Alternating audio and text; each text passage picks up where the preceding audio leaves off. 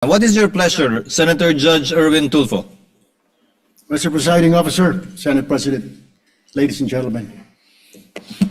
This impeachment court was established to try the Vice President of the Republic. Ang punto ko po rito,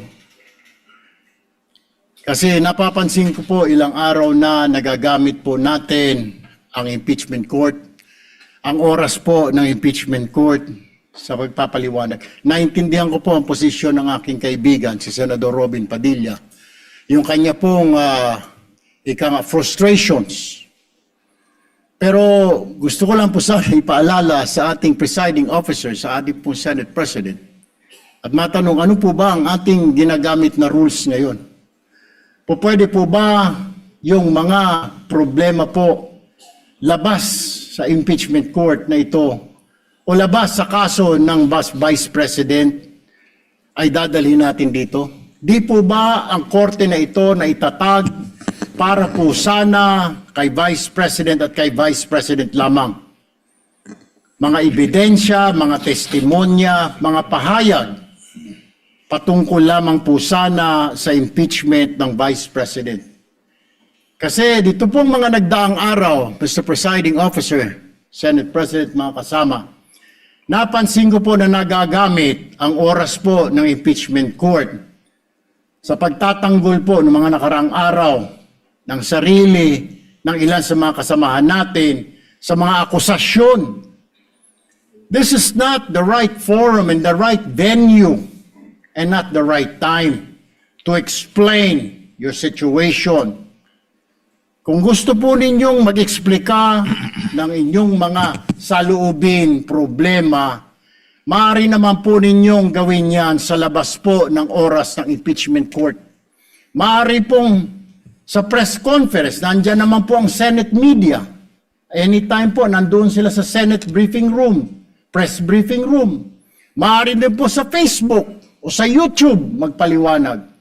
Huwag po nating gamitin ang oras ng impeachment court sa pagpapaliwanag o sa pagtatanggol ng ating mga sarili simula pa po noong nakaraang linggo. Because the time we waste here to defend ourselves, defend what we believe or what have you, is an injustice to the Vice President.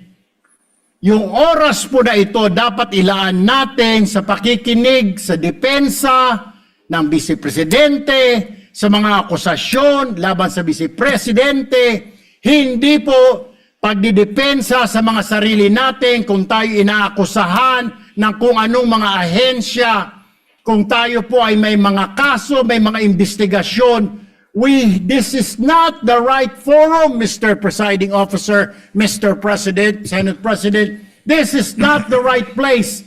This court was established, was created, the impeachment court, for the Vice President and Vice President only.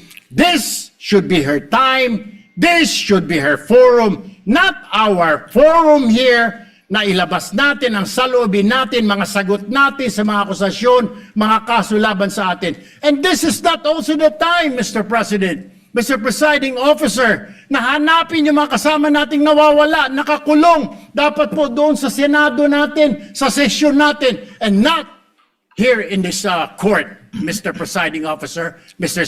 Senate President. Kaya pakiusap ko lamang po sana, sa ating mahal na presiding officer and Senate President, let us follow the rules. May rules ho tayo. Kung hindi naman ho patungkol sa Vice President na sasabihin natin, hindi naman po patungkol sa depensa o prosekusyon ng Vice Presidente natin, then wag na ho natin payagan na magsalita pa po dito because nasasayang. Because every minute, every hour that we waste away from the defense or from the prosecution of the case of the Vice President, it is injustice.